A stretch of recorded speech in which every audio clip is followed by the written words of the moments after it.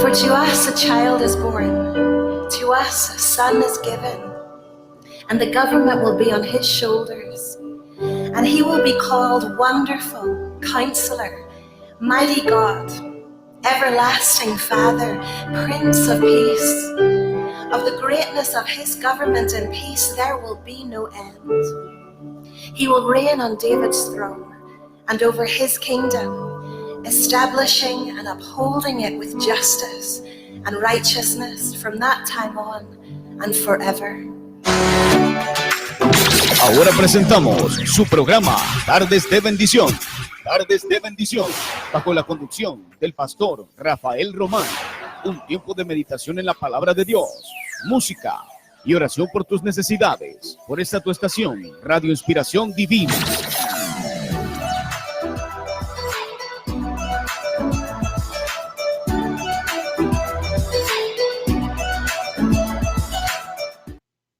Gloria a Dios, alabado sea el Padre Celestial en esta hermosa noche que tenemos aquí en la ciudad de Willimantic. Este es su pastor Rafael Román y estamos aquí en vivo desde los estudios de Radio Inspiración Divina New England en Willimantic, Connecticut, en donde ayer por la noche comenzamos la primera parte del estudio sobre la historia de Acción de Gracia. Y donde, ¿verdad, amado hermano? Si usted no la logró ver ayer, la tenemos todavía en nuestras páginas posteadas en Radio Inspiración Divina por Facebook y la puede ver allí. Fue una bastante buena, una bastante dinámica, en donde pudimos comenzar una introducción amplia desde antes de que comenzó los peregrinos a viajar para acá, el resultado y por qué viajaron para acá. Hoy estamos en la segunda parte, en donde dije ayer que aquí era que vamos a conocer quiénes eran los peregrinos, quiénes eran los puritanos, cuál era su mentalidad y su forma de ser, y donde le dijimos a ustedes ayer que el Papa era bien amigo del rey para entonces de tiempo, y el rey pues quería divorciarse de su primera esposa de 6 que tenía. Ahí comenzaron todo el conflicto entre el Papa y el rey Enrique. Y así pues, amado hermano, la historia seguimos hablando y la traemos hasta los 1600, donde ellos embarcan aquí en Willimantic, en New England, y donde ellos pues establecen su vida. Vamos a tener una oración así para comenzar la segunda parte y culminar este estudio, que es un estudio bastante amplio, pero es un estudio también que nos da un conocimiento y un entendimiento más amplio en el área de la historia de Acción de Gracia. ¿Por qué lo celebramos? Y por qué nosotros año tras año damos gracias a Dios ese día. Y si es un mito o es una realidad que la Biblia no dice que hay que hacerlo, y dónde salió todas estas cosas. Así que vamos a orar, amado hermano. Padre amado celestial, te damos la gloria, te damos la honra a ti, Señor, por este hermoso día que nos regalaste, esta bendición, después de estar aquí, Señor amado, expresando y hablando un poco de tu palabra a través de este documental, Padre celestial, que a través de tu Santo Espíritu este cielo logró hacer, Señor amado. Te pedimos que nos sigan en nuestros corazones, tocando las vidas, y así, oh Padre Celestial, ellos puedan recibir palabra de luz a través de tu Santo Espíritu. Te lo pedimos, Señor, en el nombre de Jesús. Amén, amén. Así que estamos también vivos a través del YouTube, a través de la página Radio Inspiración Divina en YouTube, y ahí nos pueden ver también nosotros, y también estamos posteando los videos y las grabaciones de todo lo que estamos haciendo aquí en vivo, para que usted también pueda disfrutarlo y aprender y gozarse en las cosas del Señor. Así que nos quedamos en el slide 40, donde dice en qué consistía su religión, amado hermano. Entonces, y vamos a comenzar con la religión de los puritanos. Y hablábamos, ¿verdad?, que al principio de los puritanos del Nuevo Mundo construyeron iglesias de madera en donde se reunían todos los domingos por las mañanas. Cuando hacía un buen tiempo, las condiciones del interior del edificio eran soportables, pero asistir a los servicios religiosos de invierno se ponía a la prueba de la resistencia del más recio de los puritanos. Hacía frío, amado hermano, y esta gente estaban aprendiendo a vivir en el invierno en esta área este de Estados Unidos, cuando ellos venían de Europa, donde el frío pues y la forma de vestir es diferente. Entonces, como no había calefacción, enseguida los pobres feligreses empezaban a colear, se congelaban en la iglesia. Los predicadores solían usar manoplas para protegerse de las manos del intenso frío que hacían los ademanes. Y los puritanos se basaron en su creencia en las doctrinas del señor Juan Calvino, el reformador protestante de origen francés. Abrazaron la dogma de la predestinación, por lo que afirmaron que Dios ya tenía decidido a quienes salvaría y a quienes condenaría al fuego eterno del infinito, del infierno. Así que aquí ya estamos viendo, estamos conociendo quiénes eran ellos, qué religión practicaban los puritanos y qué consistían ellos y qué creían ellos. Así que es algo que nos edificamos un poco, escuchar estas cosas y aprender. Así que sin importar lo que la gente hiciera, no podía cambiar ante Dios. Nadie sabía si al morir gozaría de la suave brisa celestial o ardería eternamente como la mecha de una lámpara. Con el paso del tiempo, los ministros puritanos comenzaron a predicar el arrepentimiento. Y le advertían a la gente que aunque Dios era misericordioso, quien desobedeciera a sus leyes iría directo al fuego eterno. Esos predicadores avivaban las llamas del infierno, lo mantenían ardiendo porque así podían tener a la gente a la raya. Y ayer nosotros hablábamos sobre esto, que esta gente, especialmente los reyes y los gobernantes, para poder mantener el pueblo religioso o el pueblo cristiano de Dios contenido y controlado, pues ellos lo que hacían era, pues, buscaban la forma de mantenerlos contentos, pero esta gente no se dan cuenta que era un control absoluto que tenían sobre ellos, porque los reyes o los gobernantes sabían que si el pueblo religioso o cristiano se levantaba, eran más y podían derrocar al gobierno o los reyes que estaban en ese tiempo en el poder. Y así, para poder entonces controlarlo, utilizaban el miedo para poder entonces apaciguar y aguantar pues el furor o la intención de esta gente de atacar.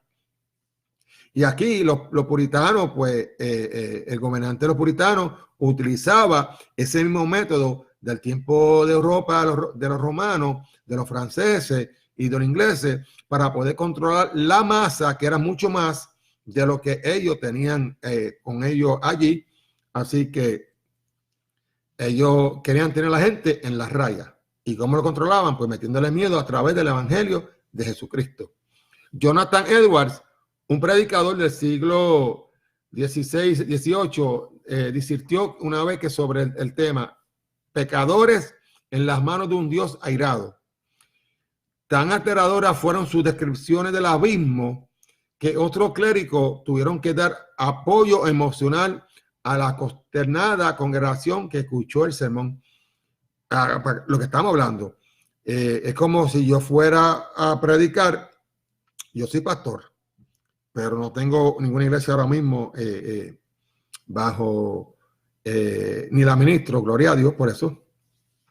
Pero esto es un ejemplo, y yo como pastor me dan una iglesia y quiero controlar la iglesia, pues comienzo a buscar predicaciones bíblicas en donde le voy a poner miedo, en donde le voy a hablar que si no se porta bien, el diablo se lo va a llevar y van para el infierno, van a morir, y cosas así, y le doy estudios bíblicos sobre cuán cruel es Dios cuando desobedecen y fallan al pastor, y lo mantengo en las rayas, lo mantengo controlado. Pues así mismo, la iglesia que vivían los puritanos era así, lo tenían bajo control.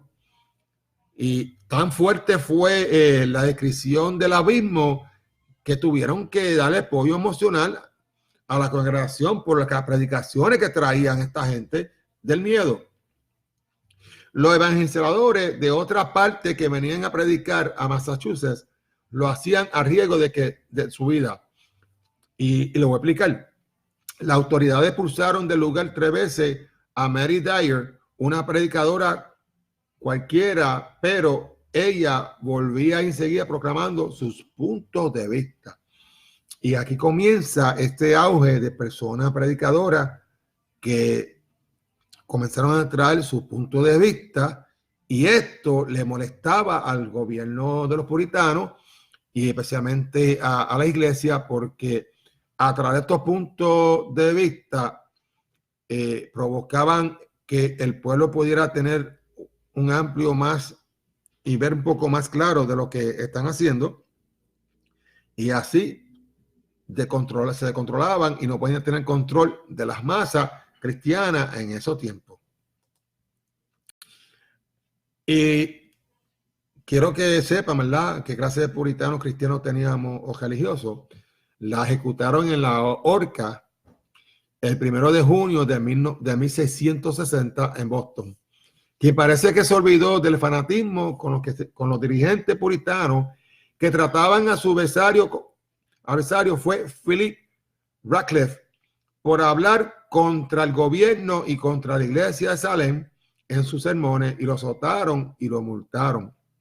O sea, cada vez que se levantaba un predicador y traía un mensaje diferente de los puritanos, ellos o hablaban contra el gobierno o contra la iglesia de Salem en sus sermones, ellos venían y lo castigaban. Lo que llamamos la campaña de miedo. Entonces, para que no le volvieran a fallar la memoria, le cortaron las orejas antes de echarlo de allí. La intolerancia puritana ahuyentó de Massachusetts a muchas personas, pero contribuyó al crecimiento de otras colonias. O sea, muchos de ellos se fueron. En parte, para ellos fue muy malo porque se les fueron mucha gente, pero en parte las colonias comenzaron a crecer en los lugares porque esas personas que se iban por el miedo construían otras colonias y crecían, y había un auge de crecimiento en otras colonias. Y vamos a hablar un poquito de la arrogancia que produce violencia.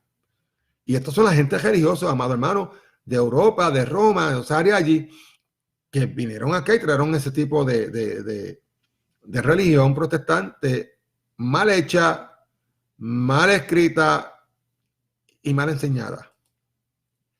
Puesto que se consideraban los elegidos de Dios, algo que no es nuevo para nosotros, muchos puritanos veían a los pueblos indígenas como una especie inferior, sin derecho sobre la tierra que ocupaban. Lógicamente, tal actitud generó resentimientos. Mire, los indios o los indígenas siempre estuvieron aquí. Los puritanos son inmigrantes que vinieron de Europa, de Inglaterra, y viajaron para acá, invadieron su terreno, y con todo que le invadieron su terreno y su forma y su estilo de vida, la indígena le enseñaron a ellos cómo sembrar, cómo cosechar y cómo sobrevivir en el invierno.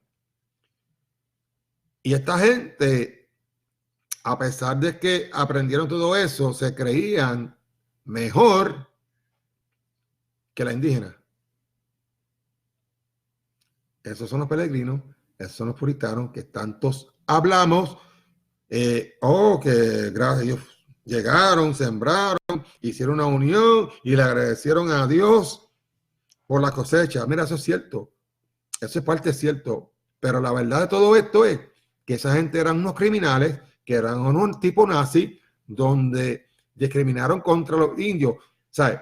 Tras que son inmigrantes, lo veían a los indios como inferior a ellos.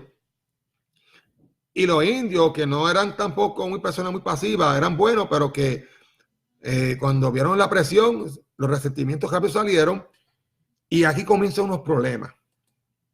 Algunos indígenas empezaron a agredir a los colonos. Y los dirigentes puritanos suavizaron las leyes del sábado para que los hombres pudieran portar armas cuando iban a los servicios religiosos. En el 1675 la situación empeoró. O sea, tras que llevaban la religión mal llevada. El concepto del sábado era un concepto exagerado, tipo fariseo. Pero flexibilizaron las leyes de los sábados para que pudieran cargar armas, para que se defendieran de los indios cuando ellos provocaron esta situación con los indios. Y en 1675 dice la historia que la situación empeoró. Metacome también fue conocido como Rey Felipe.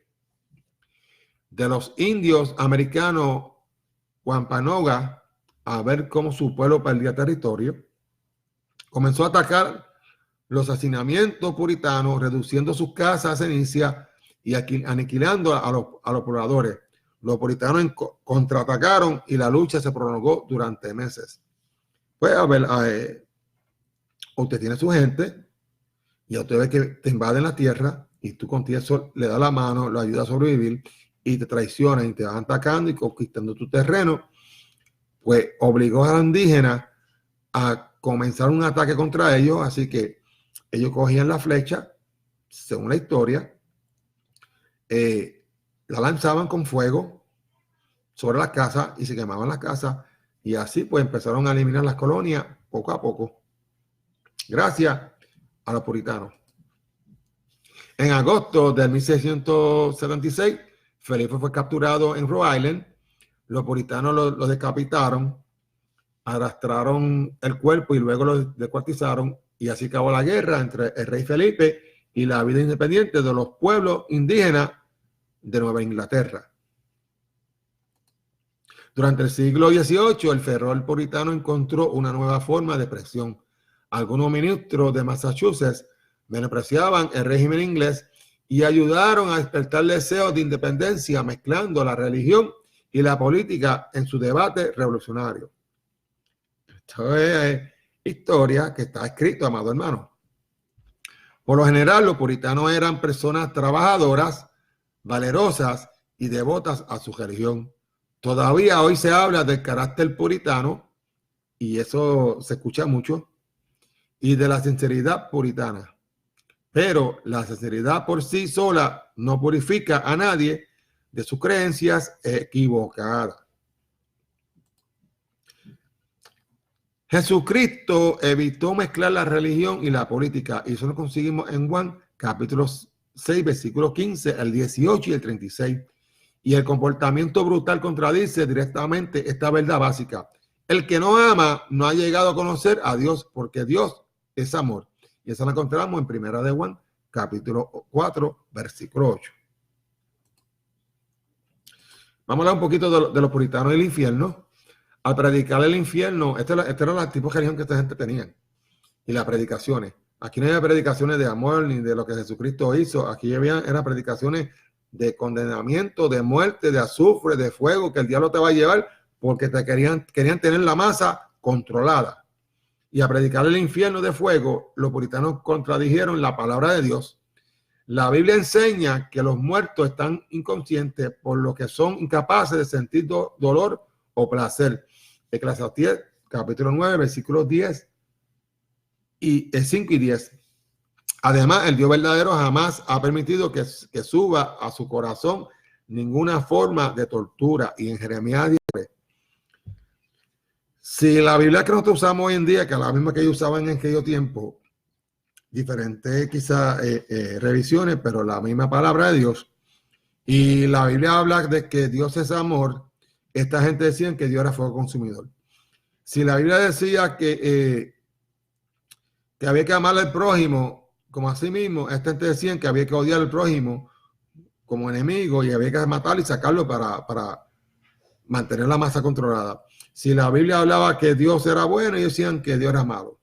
Así que a este nivel es que ellos llegaban a utilizar la palabra y los textos, sacarlos fuera de contexto para llevar la predicación a los puritanos y convencerlos de que ellos eran los escogidos y los ungidos de Dios, y llevaban este tipo de predicación y la gente cogían miedo porque dice la palabra de Dios que mi pueblo perece por falta de conocimiento. Mire, amado hermano, cuando usted escucha una cosa que no le concuerda, váyase a la Biblia. Nosotros, en otra palabra, nosotros le decimos acá en Puerto Rico el mataburro.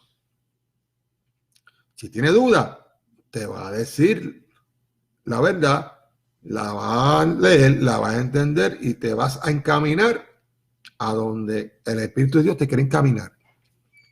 Y esta gente no leía Biblia, no escuchaban, lo que escuchaban la palabra de Dios, y no podían ni leer la Biblia ni interpretarla porque le podía costar la vida.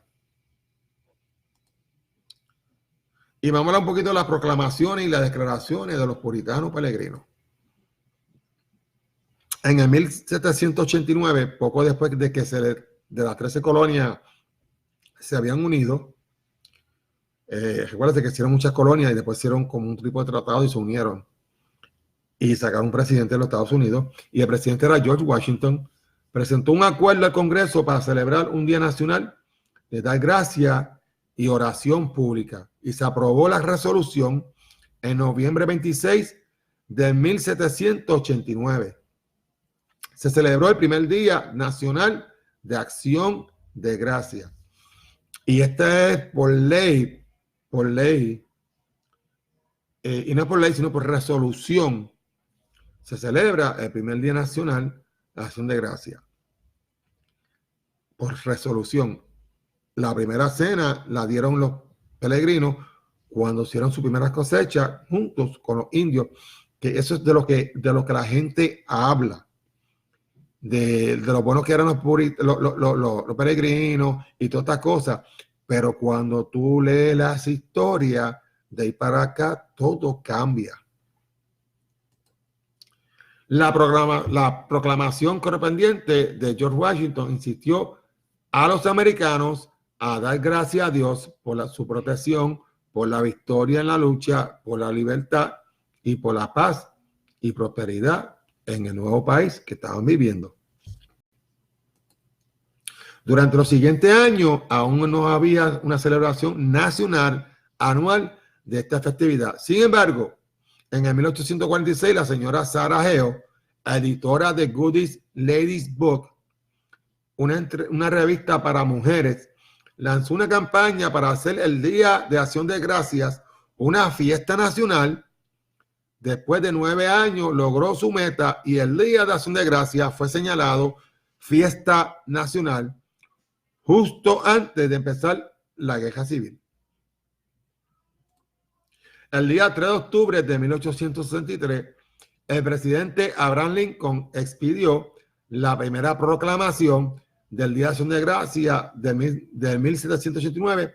Desde el tiempo de Lincoln, anualmente el presidente ha proclamado el cuarto jueves de noviembre como el Día de Acción de Gracias. Y estamos viendo el background de todo esto, cómo surge esto. El patrón general de esta celebración también se ha conservado igual desde el siglo XIX. El menú, con cualquier variación regional, generalmente consiste de pavo relleno al horno, arándanos, algún platillo a base de maíz, camotes y pasteles de calabaza. Hoy día, el Día de la Acción de Gracias, sigue siendo un día de fiesta durante el cual las familias americanas se reúnen para compartir los frutos de una abundante cosecha y para dar gracias a Dios por sus bendiciones en sus tierras. Y vamos a hablar un poquito del menú, que eso es algo importante. Fue escogido por la inmigrante inglesa para celebrar su primera cena de acción de gracia por la primera cosecha en su nueva tierra de libertad.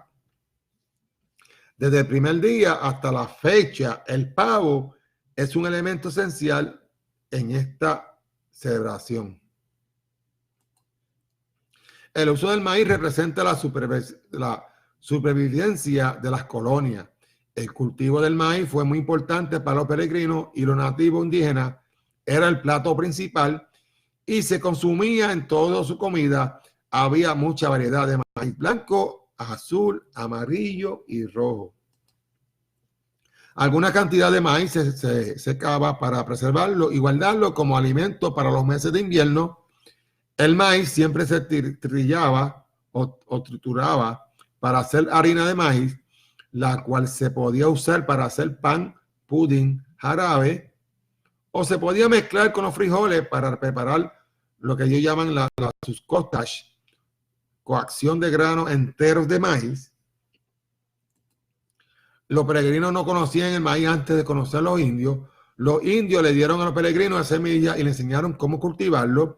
Actualmente los Estados Unidos de América cultivan más hectáreas de maíz que cualquier otro grano. La calabaza es un alimento originario de América que se alimentó a los nativos del territorio americano durante más de 5,000 años.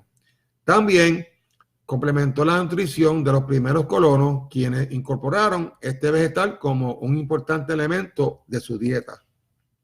La mayoría de las calabazas de invierno se cosechaban cuando están maduras, o sea, cuando la cáscara está dura y no se pueda comer. Debido a la protección de las cáscaras, estas calabazas pueden cosecharse en el otoño y guardarse por varios meses durante el invierno en un lugar fresco y seco. Muchas de las calabazas se encuentran disponibles durante todo el año, aunque la época mayor de disponibilidad es durante el fin del verano, otoño e invierno, volviéndose más escasa en la primavera. La salsa de cranberry se sirvió en el primer día de Acción de Gracias y se sigue sirviendo hoy en día. El cranberry es una baya ácida, agria, proveniente del continente norteamericano. Los colonizadores lo encontraron en forma silvestre a través de todo el noreste de los Estados Unidos, además de las zonas centro-norte cuando se expandieron hacia el oeste. Originalmente, el cranberry, debido a la forma de la flor, que era similar a la calabaza y el cuello de una garza, el crane, o porque frecuentemente se observaban a la garza comiendo esta fruta. Eventualmente se perdió el resultado en el nombre de cranberry, o sea que la E se eliminó de cranberry, era cranberry, y le eliminaron el cran y pusieron berry. Otra clase de alimento que tenían para el Día de Acción de Gracias es el pastel de calabaza. Son muy pocas las posibilidades de que este alimento se formara parte del menú de la primera celebración de Acción de Gracias. Las reservas de harina se habían usado, así que no había pan o pasteles de ninguna clase. Había suficiente cantidad de calabazas porque ellas crecían en el campo. Y ellos la comían cocida. Tampoco había leche, sidra, papas o mantequilla. No había vaca para producir la leche y papas recién descubiertas. Muchos aún creían que eran venenosas. La cena se incluyó pescado, bayas silvestres, berros, langosta, fruta seca, maíz, almeja, venado y ciruela. Y todo eso, amado hermano, es la historia de Acción de Gracia. Eso es la historia escrita. Le guste a usted o no le guste, está escrita y no hay nadie que lo borre. Y esa es la realidad de la historia del Día de Acción de Gracia. ¿Dónde yo saqué todo esto? Ayer di referencia y hoy lo voy a repetir. Todo lo que hablé aquí no es bíblico, excepto los textos que traje para comparar los pensamientos del tipo de religión que esta gente llevaban. Todo esto es de la historia que sucedió y está escrita en esta área de Nueva Inglaterra. Y si usted no me lo quiere creer, vaya a buscar información, lo consigue hasta por Google si quiere. Y todo lo que yo he hablado aquí es la historia real, le guste a usted o no le guste, no hay quien la borre. Referencia, mire, Peregrinos desembarcando en Norteamérica, 1620. Eso usted lo consigue por internet. El libro vale como $5 o $6 en Amazon. Y si quiere, si usted vive en el área de Massachusetts, va a la biblioteca y lo va a conseguir allí.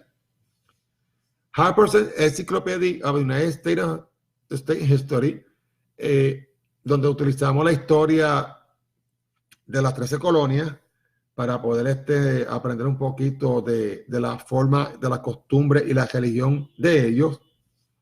La primera celebración del Día de Acción de Gracia, 1621, todo eso está escrito. La Iglesia Puritana de Massachusetts, eso también está escrito en la librería, la puede conseguir también por internet. Y si le gusta leerlo, puede comprar el libro en Amazon, que es lo más barato lo va a conseguir, y la puede hasta bajar electrónicamente. Pareja de puritanos armados de camino a la iglesia. Esto era lo del sábado, que es cuando pusieron la ley flexible para que pudieran usar y portar armas los sábados, ya que esta gente guardaba en el sábado y la otra sexta guardaba el domingo. También puede conseguirlo a través de Así fue Calvino Telma B. y Van Halsema. Y también está el libro de Calvino, Una vida por la reforma del autor Joan Gómez. Y esto es lo que nosotros conseguimos. Esto es lo que nosotros traemos. Y esto es lo que yo he enseñado a mucha gente, de que cuando uno va a celebrar algo, uno primero se tiene que instruir como ser cristiano y saber o ver si es benigno, si es maligno, si es bueno, si es malo, si es religioso, si es cristiano, lo que sea. Uno siempre tiene que buscar la historia, estudiarla y luego tomar una decisión. Lo que yo conseguí luego de esto para inyectar, quise buscar en la Biblia, porque cuando yo leía todas estas cosas, había muchas personas que decían que era un mandamiento de Dios celebrar el Día de Acción de Gracia y otros decían que no. Y me puse a leer ambas teorías para entonces saber a dónde iba a partir, a indagar y a buscar la información correcta. El Día de Acción de Gracia se basa en la Biblia. Esa es una pregunta. El Día de Acción de Gracia es un feriado nacional que se celebra principalmente en Norteamérica. Y es una fiesta que ofrece gratitud por los favores o las bondades divinos, o sea, de parte de Dios. La primera celebración remonta en el 1621. Y esto es un resumen de todo lo que hicimos, de todo lo que leímos ayer y hoy. Y más profundo con la Biblia y una opinión mía personal. Cuando el Mayflower desembarcó en el Plymouth Rock, en el occidente de la bahía de Cabo Cod, y los peregrinos celebraron la cosecha de otoño con la festividad que duró 3 días en celebración de Acción de Gracia, el primer presidente de los Estados Unidos, George Washington, designó el Día de Acción de Gracia como un día festivo. George Washington declaró la celebración del Día de Acción de Gracia en el 1789 y el 3 de octubre de 1863 Abraham Lincoln proclamó el Día Nacional de Acción de Gracia. Independientemente del tipo de religión, todas las religiones tienen sus propios sacramentos. En cuanto a la adoración a Dios, el creador de todo el universo, es en cambio imposible no tener ningún reglamento o decreto. Había ciertas reglas de adoración en el primer pacto y en el santuario terrenal, y existen reglas para el nuevo pacto establecido por Jesús, y lo conseguimos en Hebreos capítulo 9, versículos del 1 al 10. De acuerdo con la enseñanza de Jesús, los apóstoles adoraron sinceramente a Dios en el nuevo pacto. Esto empezó a cambiar gradualmente a medida que entraban doctrinas extrínsecas en la iglesia primitiva. Una de estas doctrinas extrínsecas es el Día de Acción de Gracia. Hay algunos cristianos que insisten que el Día de Acción de Gracia se relaciona con la fiesta de las primicias o con la fiesta de los tabernáculos del Antiguo Testamento. Sin embargo, amado hermano, Dios nunca ordenó guardar el Día de Acción de Gracia. Examinemos las fiestas de la primicia del Antiguo Testamento. Está relacionada con el Día de Acción de Gracia. Dios nos ha dado 7 fiestas solemnes. Esto es bíblico. Estamos hablando bíblicamente. Para conmemorar los días en que Moisés y los israelitas salieron de Egipto, cruzaron el Mar Rojo, recibieron los 10 mandamientos y construyeron el tabernáculo. Todas estas obras eran un modelo de Cristo que redime a su pueblo del mundo pecador y reúne todos los materiales para el templo celestial. Entre las 7 fiestas solemnes, la tercera es la fiesta de la primicia, que se estableció para conmemorar el evento cuando Moisés guió a los israelitas y cruzaron el Mar Rojo. Una vez al año, el siguiente día, ¿sabes? Domingo, del día de reposo, ¿sabes? Igual daban el día de reposo sábado, y el domingo seguía la fiesta de los panes sin levadura, y era la estación de la primavera, cuando los granos de cebada y el trigo maduraban en Israel. Cuando los israelitas llevaban una gavilla de los primeros frutos al sacerdote, la mecía ante Dios para que fuera aceptada. El libro de Levítico, capítulo 23, versículo 10 a 14, te va a explicar mejor que esto, pues yo estoy resumiendo. Por esta razón, esta fiesta también se le conoce como la fiesta de ofrendas mecidas. Hay iglesias bautistas que celebran esto, hay otras iglesias que no son bautistas que también la celebran y otras pues no. Esto simboliza a Jesús que resucitó de los muertos como primicia de los que habían dormido, cumpliendo la profecía de la fiesta de la primicia del Antiguo Testamento. La gavilla de la ofrenda que se presentaba en la fiesta de la primicia el día siguiente del día de reposo, que era domingo. El día de reposo era sábado, pero comenzaba en domingo. Sigue la fiesta de los panes sin levadura, que se cumplió con la resurrección de Jesús. Entonces, ¿cuáles de las 2 fiestas deben celebrarse? La fiesta de la primicia del Antiguo Testamento o la resurrección de Jesús. Si alguno celebra el Día de Acción de Gracia y no lo concatena con la fiesta de la primicia del Antiguo Testamento, implica evidentemente que está encerrado en la valla del Antiguo Testamento. Dice que Jesús demolió la ley del Antiguo Testamento y promulgó el nuevo pacto. Así que si alguno trata de reconstruir la ley del Antiguo Testamento, está en contra de Jesús, tratando de crucificarlo por segunda vez. A continuación, y quiero que entiendan esa parte porque donde yo vengo se guarda el sábado. Una iglesia que se deja llevar muchas bases de las leyes, de la comida, del sistema de alimentación. Y nosotros nunca celebrábamos esto porque estábamos claros de que esta fiesta era para el pueblo de Israel. Y aunque Israel todavía lo sigue celebrando, nosotros la paramos porque ya estaba Jesucristo. Pero sí, la mayoría de las leyes hay que obedecerlas porque Jesús no eliminó ninguna ley, especialmente los 10 mandamientos. Él vino a cumplirla. Entonces dice que a continuación examinaremos la fiesta de los tabernáculos del Antiguo Testamento. Se relaciona con el Día de Acción de Gracia. En los tiempos del Antiguo Testamento, la fiesta de los tabernáculos era una fiesta establecida por Dios para conmemorar el evento que tuvo en el lugar de tiempo de Moisés, reuniendo los materiales para el tabernáculo mientras estaban en el desierto. Se celebra desde el día 15 hasta el día 22 del séptimo mes, según el calendario sagrado. Cae aproximadamente en septiembre o octubre, según el calendario gregoriano. Moisés comunicó a los israelitas las instrucciones de Dios de construir el santuario terrenal conforme al modelo del santuario celestial que había visto en el monte Sinaí. Los que tuvieron un corazón voluntarioso trajeron ofrendas como oro, plata, lino fino, pieles y etcétera, como materiales para la construcción del tabernáculo. Dios ordenó guardar la fiesta del tabernáculo, la fiesta de la cabaña o la fiesta de la cosecha para conmemorar este día.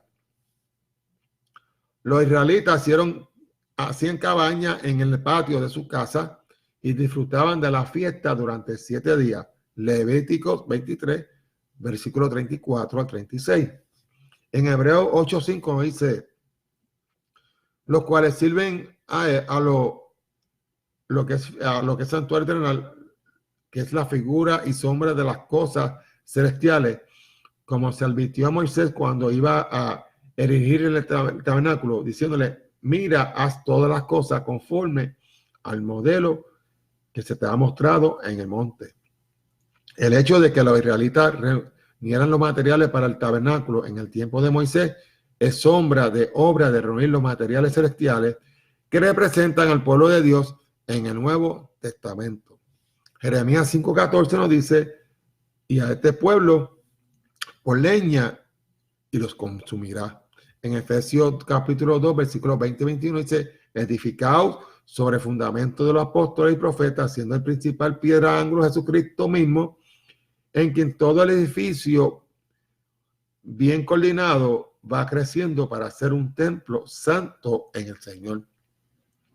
En Apocalipsis 3:12 nos dice, al que venciere, yo le haré columna en el templo de mi Dios. El ritual de los tiempos antiguos del Antiguo Testamento, en el cual el pueblo construía tabernáculos, casas hechas de ramas y de árboles, y habitaban alegremente en ellas durante 7 días, para conmemorar el evento en que los israelitas reunieron materiales para la construcción del tabernáculo santo durante 7 días, como Dios le había ordenado por medio de Moisés, muestra que la obra del evangelio se cumplirá con la reunión de los santos de Dios, representado por la leña, madera y por los materiales del tiempo. La fiesta primicia y la fiesta de los tabernáculos en el Antiguo Testamento son sombra de la resurrección de Jesucristo en el Nuevo Testamento y la reunión de los materiales celestiales que representa a los santos. No es convincente citar la fiesta de la primicia o la fiesta de los tabernáculos en los tiempos antiguos del Testamento a celebrar el Día de Acción de Gracia estableciendo en los Estados Unidos. Y todo esto que acabo de leer es para llevar a la conclusión que el Día de Acción de Gracia es una fiesta de los Estados Unidos y no es una fiesta de Dios. Sencillo y fácil. De que nosotros queramos hacer una fiesta celestial con nuestra familia y agradecerle a Dios por todas las bendiciones y todos los frutos que nos ha dado, y lo queremos el Día de Acción de Gracia, que es un día festivo americano, pues mire, amado hermano, sí, es bueno, no es malo, no es pecado. La fiesta que se dedicó, este día feriado de Día de Acción de Gracia, fue uno creado para reconocer a Dios y darle gracias a Dios por todas las cosas que hemos recibido de Él, aunque debemos hacerlo todos los días, debe darle gracias a Dios todos los días. Pues lo que hacen es que recogieron un día nacional completamente de Estados Unidos para ser feriado, para que todo el mundo o todo cristiano pudiera reunirse con su familia y darle gracias, una adoración, una alabanza ante el trono del Padre Celestial. Y esto es algo, amado hermano, que vale la pena hacerlo todos los años, porque tú estás junto con tu familia y en familia tú le estás dando gracias al Dios de los cielos. Y eso es todo lo que tiene que ver el Día de Acción de Gracias.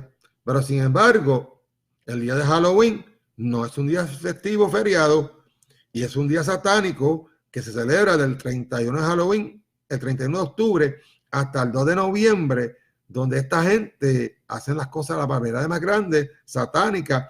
Y si usted se pone un disfraz o viste a su hijo de un disfraz, usted está siendo partícipe de Satanás. Más sin embargo, cuando tú celebras la Navidad, tienes que entrar a la historia, que la vamos a tratar de traer, completarla como esta misma que tengo de Acción de Gracias para que sea algo sólido, convincente y entendido, aunque mucha gente siempre van a no estar de acuerdo con uno, y eso yo lo respeto, cada cual tiene su derecho de pensar, y yo respeto sus opiniones. Pero la realidad es que Jesucristo no nació el 25 de diciembre, y cuando tú entras a la historia es una fiesta pagana. Así que de eso vamos a hablar más tarde, para diciembre, y yo voy a opinar de lo que yo pienso y de lo que yo hago para esta semana, y especialmente ese día feriado.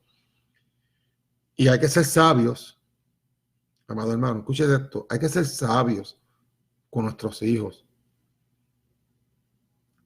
No se puede decir las cosas sin dar una explicación, y hay que ser entendidos para poder explicarle a nuestros hijos las cosas. Una cosa es cuando es Halloween, que eso ni es un día de feria, ni un día de fiesta. Cuando tú tienes el día de 25 de diciembre, que es un día feriado nacional, y ahí hay que tener mucho cuidado. Igual como la despedida de año, hay que tener mucho cuidado. Y los días reyes, los días de los tres reyes magos, que eso no existe en la Biblia, de los tres reyes magos, porque nunca lo he leído que diga tres reyes magos, dice unos magos. No sé dónde salieron los tres reyes magos, esto es cuestión de católicos. Y lo implementaron como algo sagrado. Pero mira, yo también creo que tengo la historia de los tres reyes magos para también sacarla y dársela a ustedes para que ustedes vean cómo el ser humano no lee, no escudriña las palabras ni la escritura de Dios, y se deja llevar por unos chojos de personas que no tienen nada de fundamento en lo que dice, y arrastran la tradición de los pasados y lo celebran. Mira, hay una historia que dice de esta señora esta joven se casó con su marido, y su marido le pidió que le hiciera pescado. Y entonces ella cogió el pescado y le picó la cabeza y le picó la cola, porque así le había enseñado su madre de cocinar el pescado. El marido le pregunta a ella por qué ella le corta la cabeza y el pescado, ya que él viene de otra tradición familiar. Y ella le dice, porque sí, porque así fue que le enseñaron, y esa es la forma correcta de freír el pescado. Pues el marido habla con su suegra y le pregunta a su suegra de dónde ellas sacaron eso, de que la forma correcta de freír el pescado era cortándole la cabeza y la cola. La suegra le dice al yerno, mira, yo no te sé decir porque mi mamá me enseñó a mí a freír el pescado así. Cuando el esposo va donde la abuela de la esposa y le pregunta, a ella le dice, mira, esto fue que un día mi marido quería comer pescado, y pasó tiempo, los sartenes eran pequeños, el pescado era demasiado grande, pues la opción que tuve fue picar la cabeza y picar la cola del pescado, y lo pude freír. Pues mi hija estaba viendo cómo lo estaba haciendo y lo vio como lo tomó como algo normal y lo siguió haciendo así, y mi nieta pues aprendió de su mamá de picarle la cabeza y la cola del pescado, pero la calidad fue que yo lo hice porque no cabía en el sartén, porque el sartén era muy pequeño. Tradición arrastrada sin saber por qué, porque siempre se hacía así. Y eso es un error que nosotros tenemos. Nosotros tenemos que indagar, tenemos que buscar respuesta a todo lo que nosotros queramos celebrar o celebramos durante nuestra niñez y nuestra juventud. Tenemos que llegar, indagar, buscar conclusiones concretas donde afirma estas tradiciones. Y estas son las cosas que nunca hacemos. Nadie quiere buscar la historia, nadie quiere buscar de dónde salió. ¿Sabe por qué? Porque es más fácil de celebrarlo, no sabemos lo que estamos celebrando. Y muchas veces estamos en el paganismo y no lo sabemos. Y por eso es que es importante siempre buscar a toda manera de lo que esta nación celebra y lo que nosotros estamos siendo partícipes de celebrar. Acción de gracia, mire, no es nada sagrado, pero es un día feriado donde usted puede sacar la oportunidad de las pocas veces que usted puede reunirse con toda su familia, hacer una cena y darle gracias a Dios por tener la familia junta y compartir esa cena y por lo que Dios le ha dado.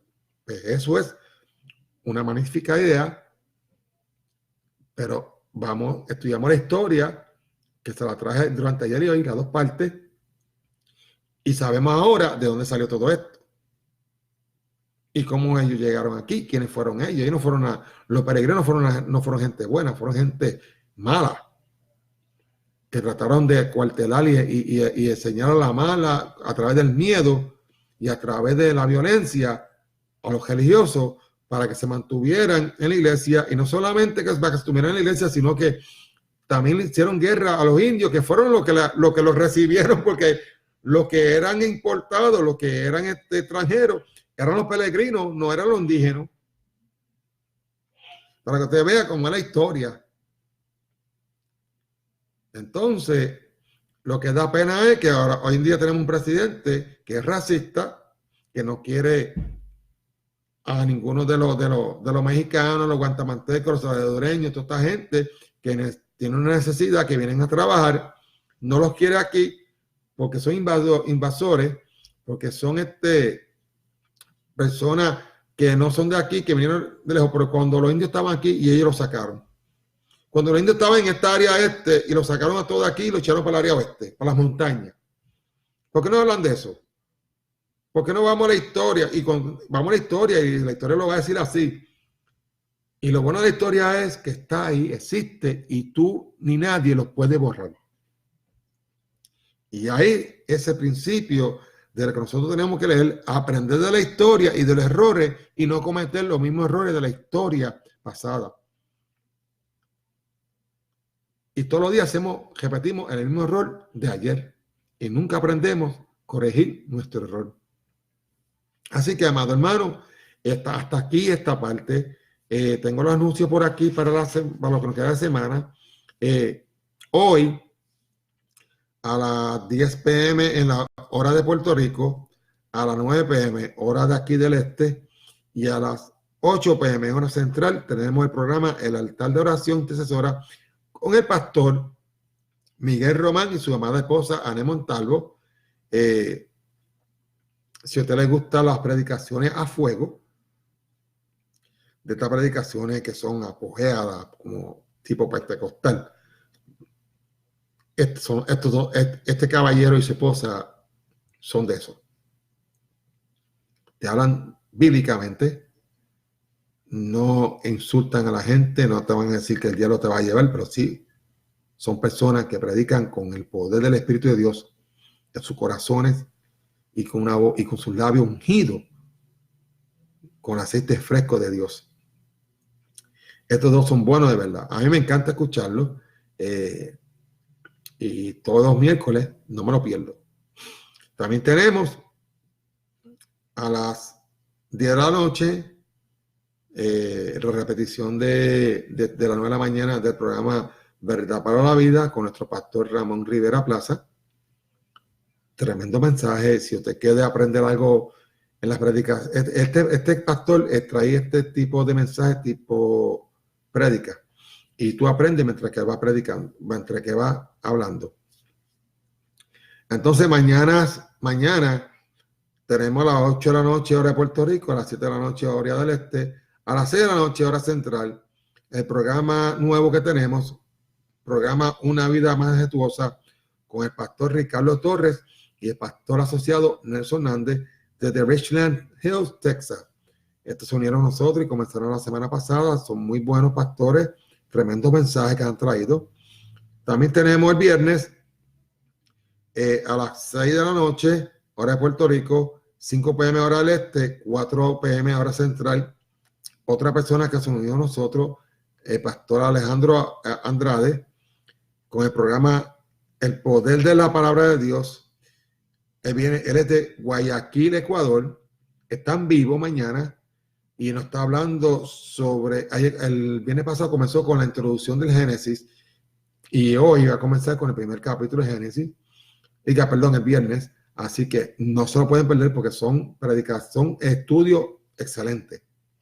Y el sábado a las 11 a.m. hora de Puerto Rico, a las 10 de la mañana hora del Este y a las 9 de la mañana hora central, el programa La Última Llamada con el pastor Rafael Román. No soy yo el presidente, sino es el pastor de Green Bay, Wisconsin, mi pana, mi amigo Rafael, con su programa, y donde este otro pastor que trae un mensaje fuera de liga. Y el domingo estamos a las 11:45 en hora de Puerto Rico, a las 10:45 hora del Este y a las 9:45 hora central en el servicio de oración desde la Iglesia Bautista Willimantic, aquí en la 32 Walnut Street, Willimantic, Connecticut. Y están invitados, si viene el condado de Windham, a visitarnos, donde se dan excelentes cultos y excelentes mensajes de parte del pastor. Y el lunes comenzamos nuevamente la semana y la programación es con el programa Tiempo para Dios, el programa de los lunes. No se lo pueden perder. Así que, amado hermano, ya estos son anuncios que tenemos durante la semana. Nos vemos ahorita a las 9 de la noche a través del programa de los miércoles, el altar de oración intercesora con el pastor Miguel Román y Ané Montalvo. Así que, amado hermano, Dios le bendiga, Dios lo guarde y hasta la próxima, amado hermano. Y les dejamos con algo navideño para que se gocen un ratito. Gente de Facebook, nos vemos.